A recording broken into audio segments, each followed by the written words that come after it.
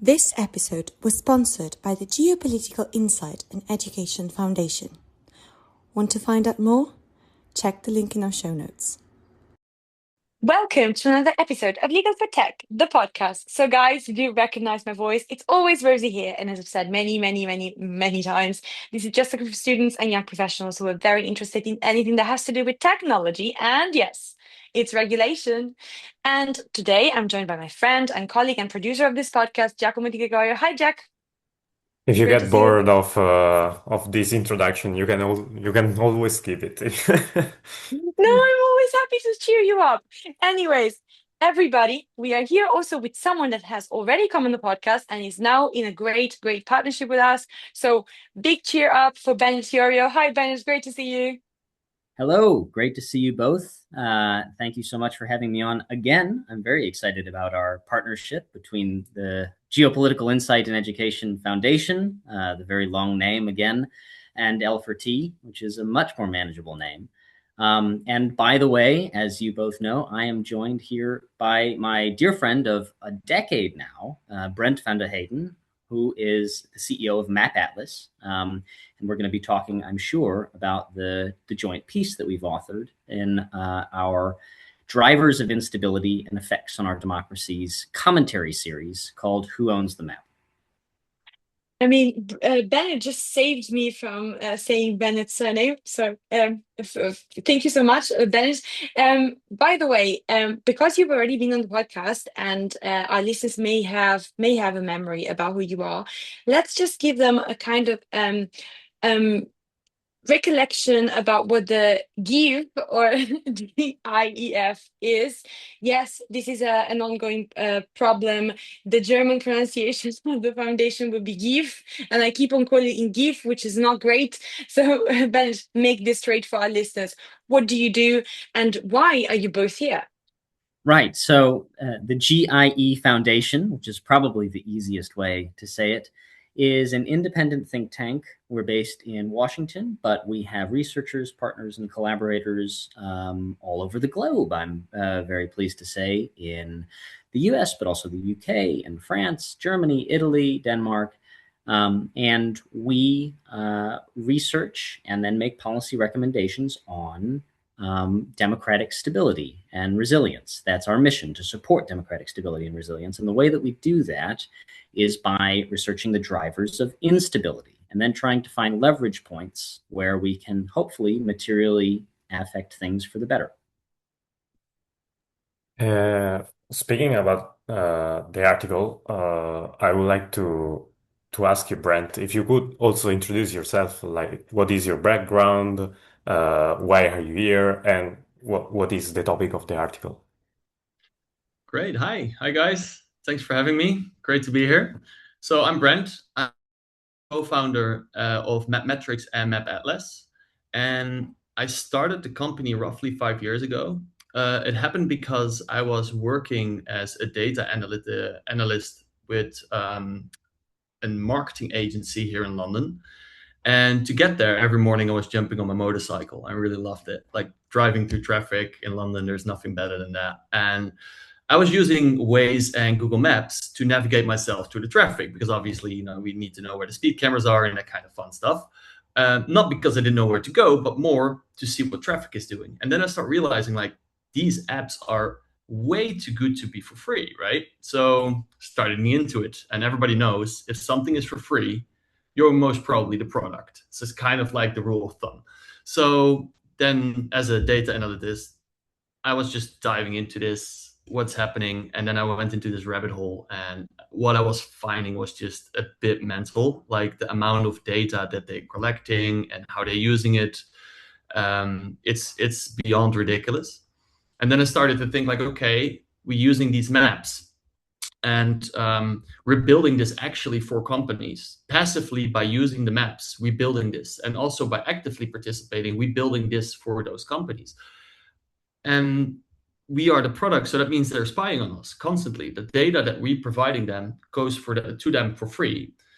So what is better, to pay for a navigation app that's for free, or pay for a navigation app, or have one for free, and we don't know how much our data was? So my first thought, like, okay, how can we visualize the value of our data? Because that's the biggest pain point here. Like, how can we, as a community, know how much our data is worth?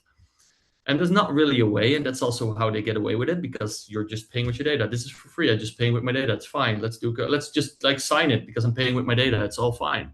So that was actually the goal in the beginning, especially keeping people the privacy safe, and creating a navigation app that keeps the people the privacy safe, and also to reward them for action points. So, for example, adding stuff to the map. And it started off as MapMetrics, a decentralized navigation app where people could contribute to the app, making it like a total map, like the bigger competitors are doing. And then besides that, we started MapAtlas, so we can actually use the data and sell it to companies and sell the infrastructure to companies, and use that money to pay back the users that actually making the app. So it's kind of like a full-on decentralized mapping ecosystem that in the end will also tell us a little bit like the value of our data, because if we're selling it and you get a portion of the profits, it means that you kind of see how much our data is actually how much our data is worth. Whoa. Wow. It sounds amazing. The title of the article is "Who Owns the Map? Data Sovereignty is Required to Protect Democracy." The project you just described sounds like a very kind of like more like localized kind of effort from the people. It's a very kind of like bottom up kind of working together to find the best solution for the data privacy, for the lack of surveillance, or at least the avoidance of it, and of course having a great service, which is having a map that is actually up to date and tells you where to go. The concept of the article, however, I would say already from the title, kind of brings this localized nature of your project, which has gone global, but starts off from the local reality of the people, into the concept of democracy, so the whole of a state. So my question would be to both of you, of course, and feel free to start talking, whoever prefers. How do you go from this kind of bottom up map formation to the idea of democracy and of data sovereignty? I think it's a question that touches both of what we've done in the article and then in general in our careers, and is the perfect question to start with. So thank you for that. It also allows us to begin with what was the genesis of the article itself. And the genesis of the article itself was, or commentary, as we usually say, because I should break in that a commentary we like to put forward is more robust than an article. It's not a PhD level thesis, but the point is that these are well-resourced, well-researched, and they come with policy recommendations. And so the idea of all of them is that they can really be a building block for a solution. And so I'm sure we'll get to that in a second. So the idea for this commentary in discussion with Brent was mapping is fundamentally a political act. To be mapped, as you'll know if you've read the article, is more than anything a determinant of who and what you are, how the state engages with you, how society engages with you. And so there's enormous power in mapping. And of course, we're already seeing the shift from states doing all the mapping, a census or even just a physical cartographical map run by the central government, to ownership by companies. And that shift might look like it has the potential to prevent abuse of power by states. And this is what we were discussing, Brent and I. But actually, there's a second layer of danger. These companies often have even less oversight than good democratic and high institutional trust governments.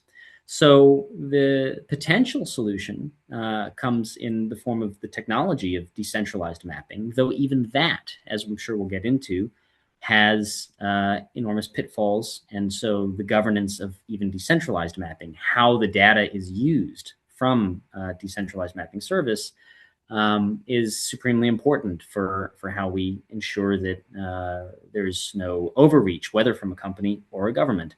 So in discussing that many times with Brent over the course of years, we realized there's something very specific that we can do. This is actually a driver of change and instability in our societies.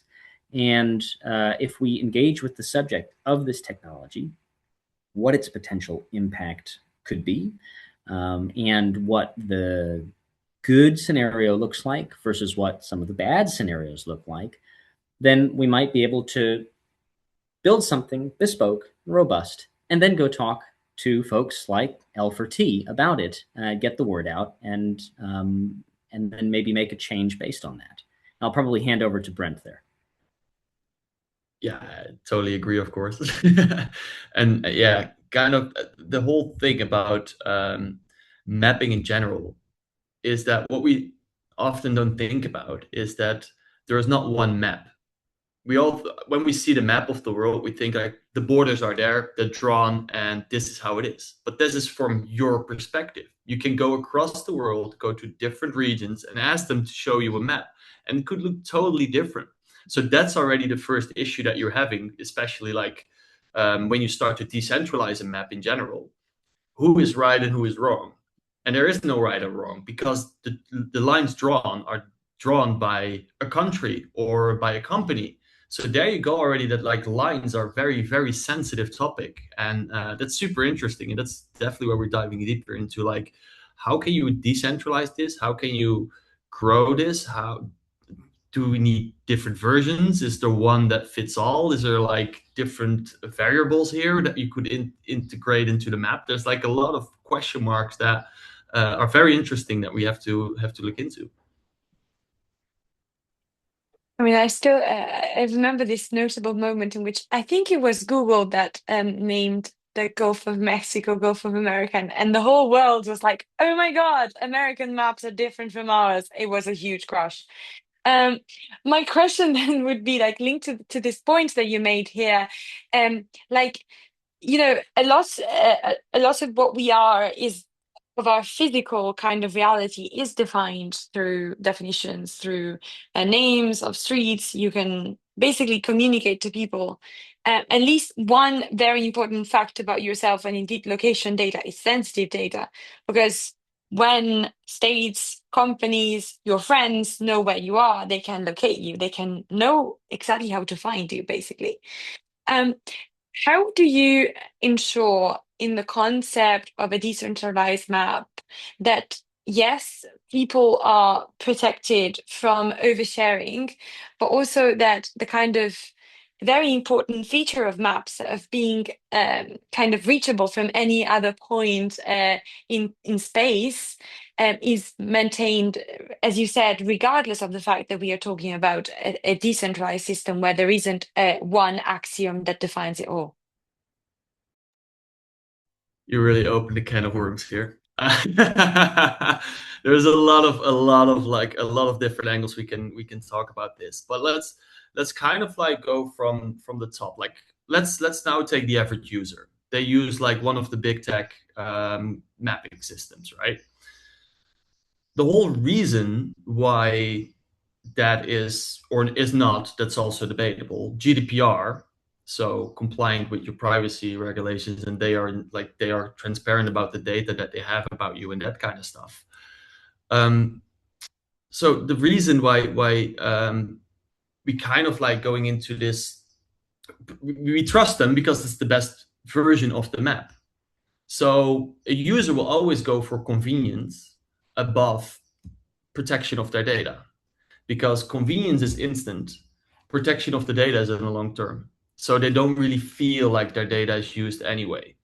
So in this scenario, most people will use Google Maps, Apple Maps to navigate, and they will use that as like their setup.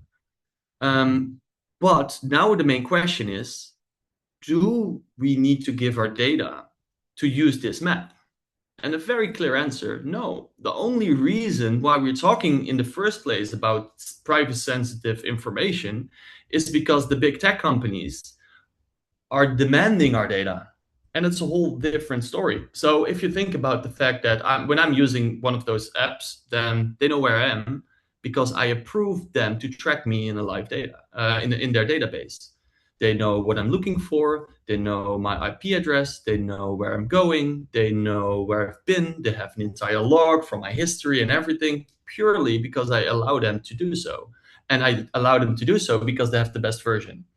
So if I'm going into a decentralized map, what if I tell you that we don't even need data from our users? You can be 100% anonymous, technically speaking, because obviously, there you go into the other rabbit hole.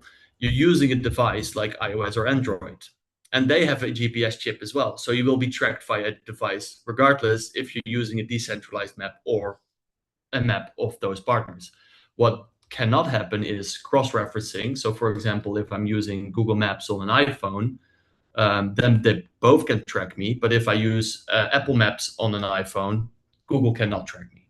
So it's kind of like it's not really the question if like, is it possible? We kind of, like, the funny thing is that the question already tells us that we have to give away our data to use a map, but that's not true. It's just like we're now in this world, and we're so thinking about like why do they use our data in the first place? Why do they need our data?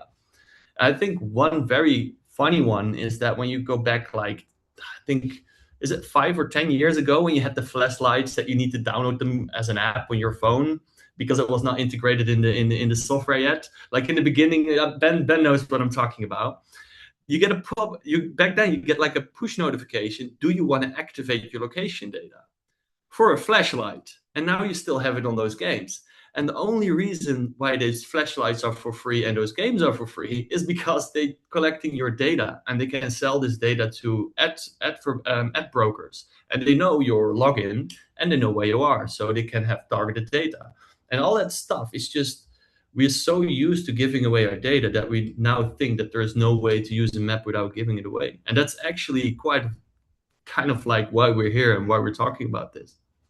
There's some fascinating and worrying statistics that I could maybe add on top of everything that Brent has very eloquently explained there.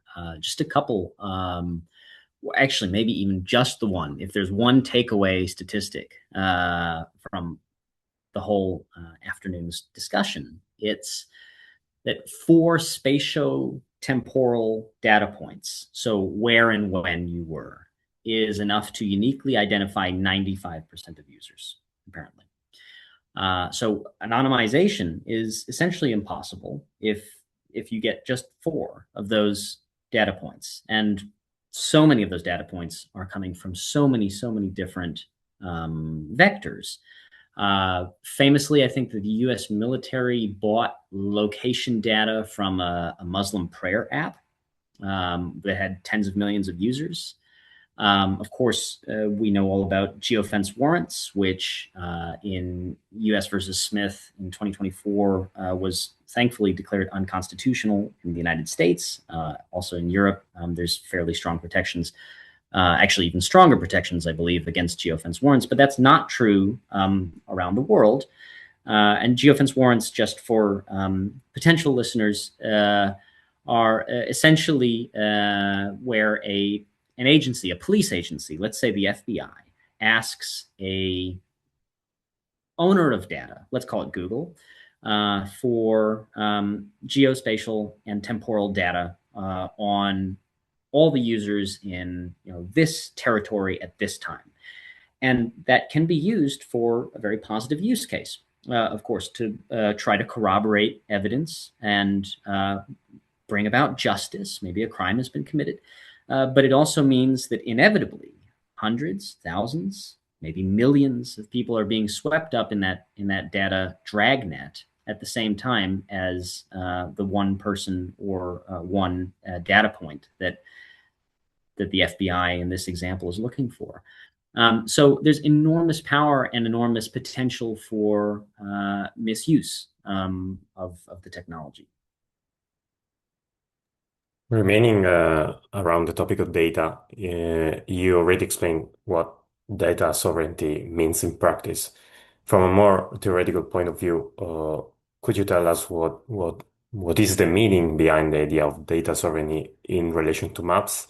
And for you, who should hold this sovereignty? Like regional actors, local actors, citizens, for example? I think you go. I think I'll defer mostly to Brent. I would briefly say that the inevitable answer has to be a tapestry. Totally decentralized mapping is, for fairly obvious reasons, probably not highly possible, because who's going to pay for the servers, the cloud servers, the data, the brokerage? Obviously, highly centralized data is a problem. So inevitably, there's going to be a mixed solution of government with oversight, which is a highly important point that I'm sure we'll get to later. The companies that can fill in the gaps, because government is good at the big stuff. And then also users, of course, and that's the decentralized mapping, the ownership of data that Brent is so expert in. So at that point, I'll now switch over to him. I think that's indeed right. Like there has to be a hybrid, as Ben already was like talking about. Like there are so many costs and infrastructures that you can never have 100% decentralized map. As much as we want it, it's just not possible. There has to be someone to have a say in what like the end decisions and how they look like. OSM is doing a great job at this. But the problem there, I think, is that the bottleneck is not enough users. So what they're doing is it's all public. You can use it, but the data is very outdated. Often the roads are doing great, but like for example, especially points of interest, the world is moving so quick, and you have so many people that can work for their hobby or for any other like angles. It's tough to maintain. So I would say a DAO structure. So that's a decentralized autonomous organization. In kind of like in the top level. So what you can do is, for example, you can have users, they put data into the database, other users verify this data. I think if you incentivize them, then the growth will be quicker. So like that's exactly what we're trying to build as well, right? So what we're trying to do is incentivizing users, updating locations on the go. And the cool thing about this, and that's kind of like our main focus, is we're not only focusing on cities or Western countries anymore. Now people that live in rural areas and developing countries can add stuff to the map as well. So we get a way better picture. Because now if you look like zoom in into, for like name a country that is not Western, it's like the coverage is poor, very, very poor. And the only reason for this is funding. So why we could change that. And I think that is the power of decentralized mapping, that we have like a community that's actually willing to change something. So yeah, that's for me kind of the future of mapping, that we're all working together on this. And again, it's still A/B testing. There's a lot of stuff. What I've learned along the years is that you think that something works and someone else breaks it straight away as soon as you launch it. So there's always the A/B testing, but you try to kind of like get those issues out of the way and keep on building something special. I'm so glad that Brent mentioned developing countries, because there's a supremely important positive use case for the technology and the governance around the technology there. In the piece, the stat exists that you might think from Google Street View that pretty much the entire world has been mapped, but actually only about 60% of it has been, and 40% has not, of course. And that 40% is overwhelmingly in the global south and in developing nations. The World Bank estimated that there are 1.2 billion people that don't live in formal mapped settlements. So maybe what we would call slums or shanty towns. So without a street address or access to municipal services. The potential should be fairly obvious for decentralized mapping to help bring the amenities, and they are urgent amenities of the map, of a reliable map, of a map that's interconnected to those people One great example is in the 2023 earthquake in Syria and Turkey, where I think it was OpenStreetMap galvanized a few hundred volunteers to map the affected area, which they did in record time, and they saved lives by doing so. That's actually a brilliant example. I think also some Australian tsunami or something along the lines. It was very famous for.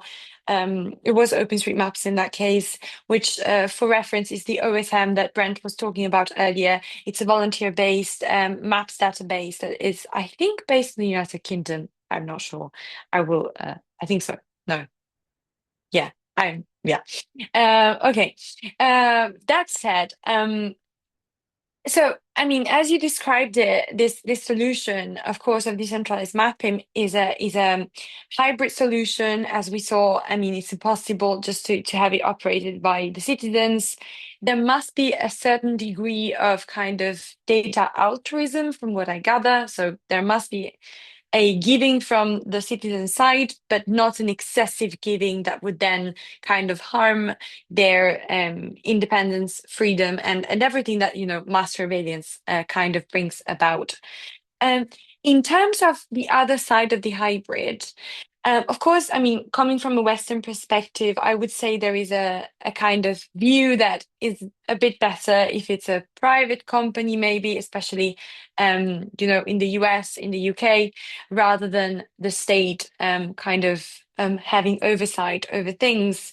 Maybe in other countries and in other mindsets, I would say, potentially, for example, in the Far East, this wouldn't be the case. The state is a bit more present.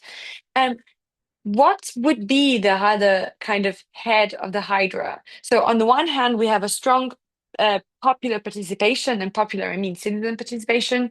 On the other side, would you rather see a company like Google, a set of companies, so more competition, or would you rather see the state, so say the United Kingdom for the UK, Italy for Italy, China for China, South Korea for South Korea, and so on, operating their systems? So I think that hybrid solution that Brent was describing is the only one that's workable. It can't just be in the hands of companies. That's more or less what it is right now. And it also shouldn't, of course, be only in the hands of governments.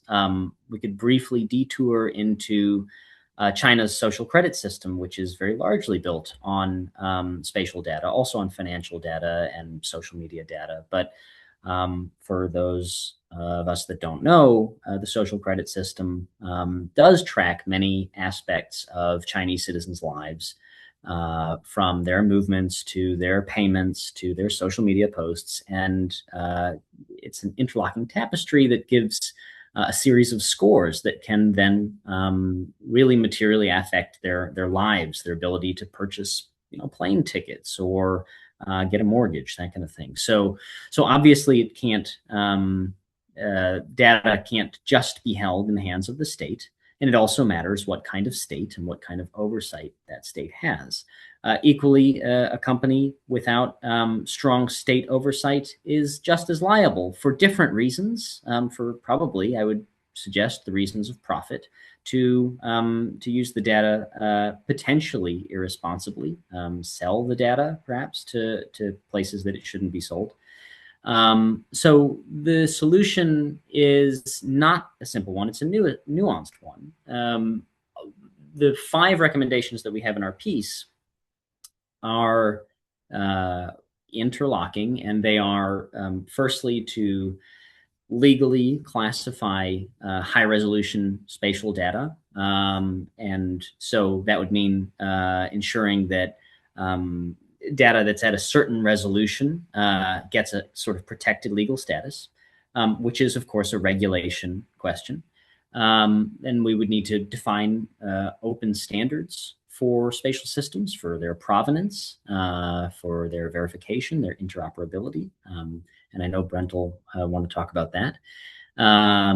We believe that we should also fund citizen-aligned, civil society-driven spatial infrastructure as a public good. So like GPS, for example. We should restrict and regulate brokerage markets for data. And finally, we should bound government access, which is government regulating itself, which in many countries, particularly Western liberal democracies, is one of the core functions of government. And of course, at GIE Foundation, what we think is one of the most urgent responsibilities for democratic resilience. But Brent, maybe from a technical point of view, because I know that you are a data analyst, could you share with our listeners kind of like really how the system works? Because I feel like when you say yes, when you click that yes button on your phone or whatever you are, especially if you are on a motorbike in the rain in London, I guess that you weren't really reading the terms and conditions. Yes. I hope so. Otherwise, maybe I know why there were so many accidents reported. So I love how you're like both laughing, but of course our listeners can't hear us. Great. No, but my point is, what is really the type of data that's needed to build a map? Like, for example, does a map builder need to know that I've been visiting 15 websites before ending up on the map beforehand? And do they need to know all the API addresses of those websites? Or do they just need to know basically where I am?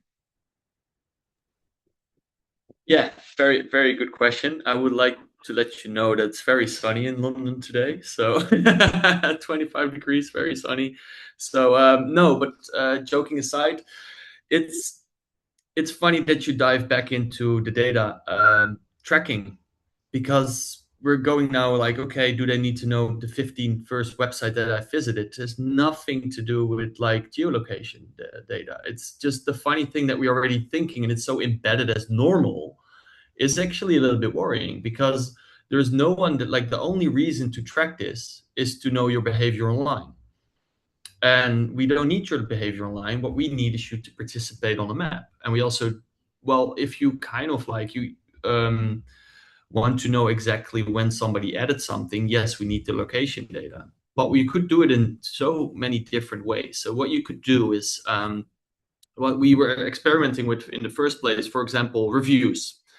You can buy reviews. We think that's a bit of a shame, because that kind of like diluting the whole purpose of like why you have reviews in the first place. So how can you avoid this from happening? Well, what if you only can leave a review after you have visited a place? So your phone has obviously a GPS location, so you can just, like, if you're 50 meters within a store or whatever it is, you can leave a review. So you can kind of like tap on your phone, like, okay, I've been here, I want to leave a review, and then later you can leave it, or you can leave it straight away. That's kind of like something that could be that you could integrate to make it more stable.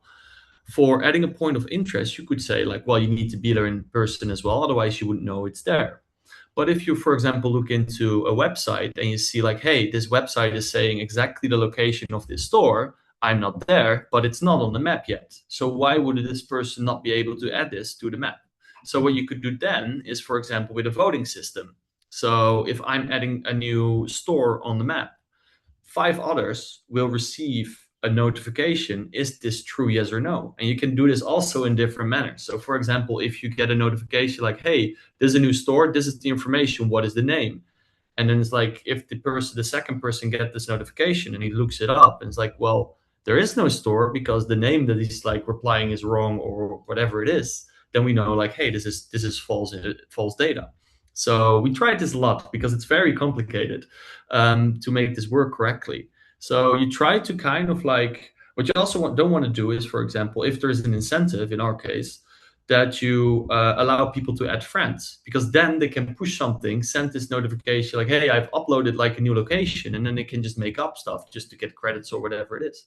So also a positive should have the same incentive as a negative, because otherwise everybody's going towards the positive.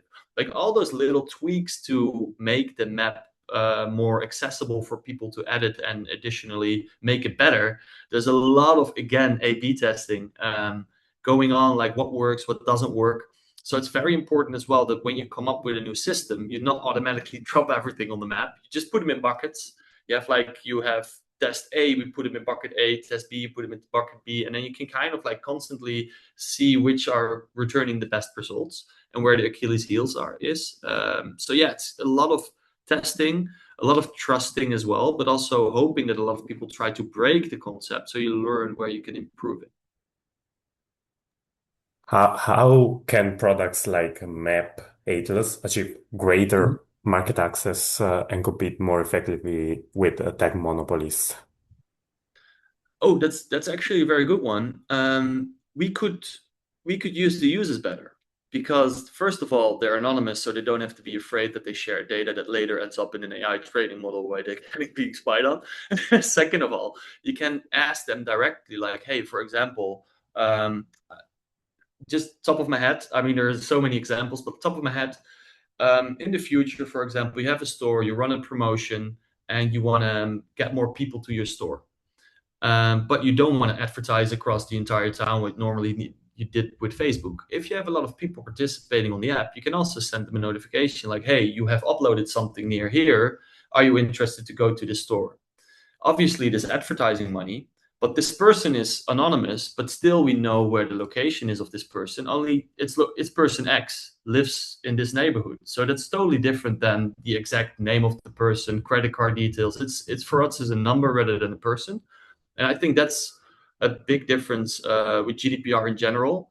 GDPR becomes very sensitive as soon a name is attached to the data, because data in itself is already powerful and it can do a lot. But as soon you attach a name, then it becomes very personal and you know everything about this person. So we still, if it's a number, we still don't know who it is, but we know where he or she is, and like this, so it handles totally differently. So imagine this scenario, for example. So we're sending out all those notifications, and you make money out of this. You can put that back into the system, and they can keep updating because they're getting reward for this. So you can go hyper local. For example, you're training self-driving car software. We can send over people like, hey, can you take pictures of traffic signs in this neighborhood, so we can actually speed up the process of training this traffic sign recognition software that we're building for this self-driving vehicle. There's a lot of stuff that we can add. You could go to restaurants and ask to take a picture of a menu, let AI rate it out, and then put it on the map as well. Like you can put people to action without them without violating their privacy. I love this way of thinking. We do work a lot with kind of like data privacy and, of course, ADS systems, because I mean they're super important. And being in Germany, there are loads of car manufacturers, so we do have a lot of fun with that. Also, Germany has very, very strict rules when it comes to giving consent. So it is very interesting to see how the kind of operationalization of data giving and data sharing can be made a bit more personal, a bit more authentic, and definitely more kind of self-aware, because I think that's the big issue, that we really can't track everything that goes into systems, and then you are listening to a track on your car, and suddenly the system records that you really like Ariana Grande out of nowhere, where you probably just want to drive. It's that kind of situation. Right. Just in terms of like a last question that kind of wraps it all up, and I'm gonna ask both Bennett and Brent to give your highlights and insight on this. If you had to kind of crystallize in, let's say, 3 principles what we've been discussing about, so the concept of data sovereignty and how to kind of deploy data decentralization to have a more aware system of mapping that ultimately tells our location, what 3 points would you state? And maybe, Bennett, if you could give us a point of view a bit more from a democracy perspective, and Brent, from a more practical, maybe, business related perspective. So I think that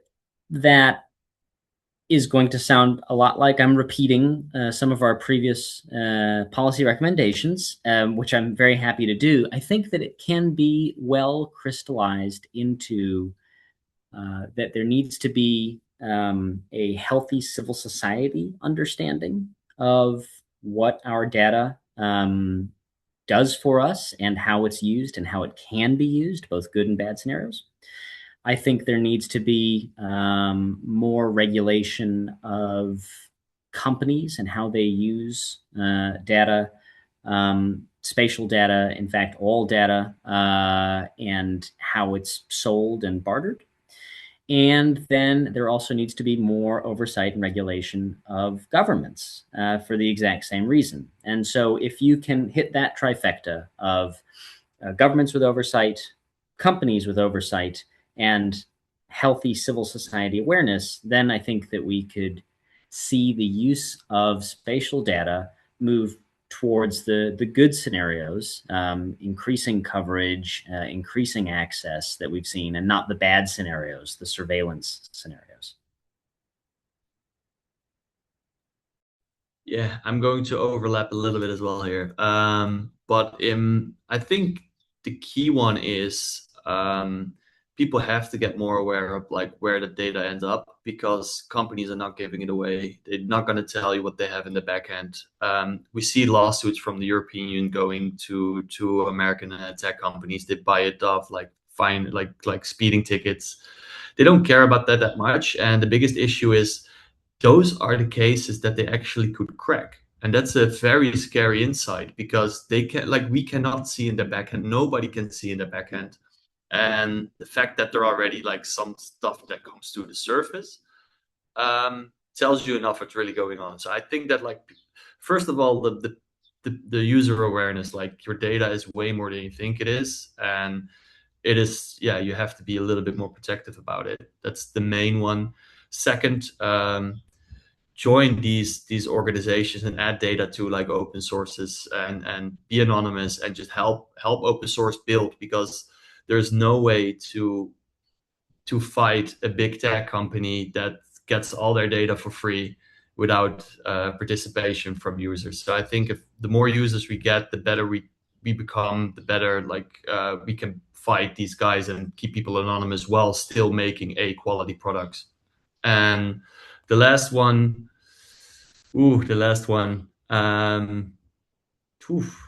tough one. I think, yeah, just enjoy today. Nice weather outside. Just gonna be a lovely day.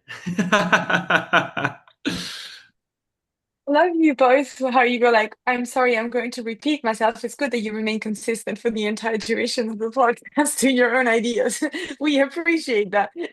No, but that's perfect. That's brilliant. Thank you both very much for giving the best kind of explanation of what this kind of idea of data sovereignty is. And I think it's important to repeat the title of the paper that you both co-authored.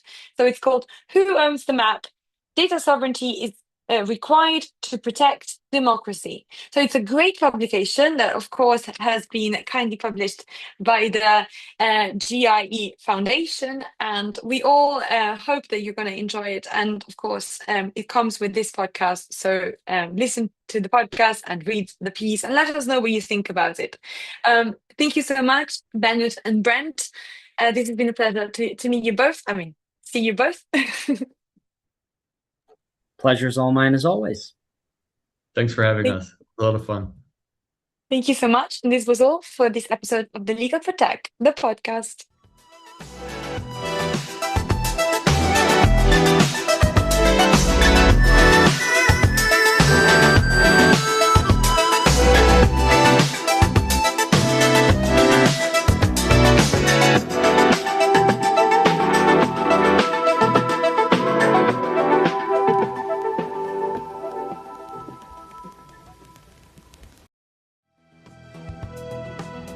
This episode was brought to you in partnership with DG Beetle.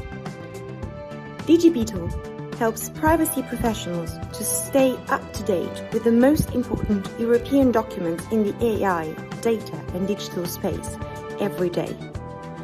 Curious to know more? Check out the link in our show notes.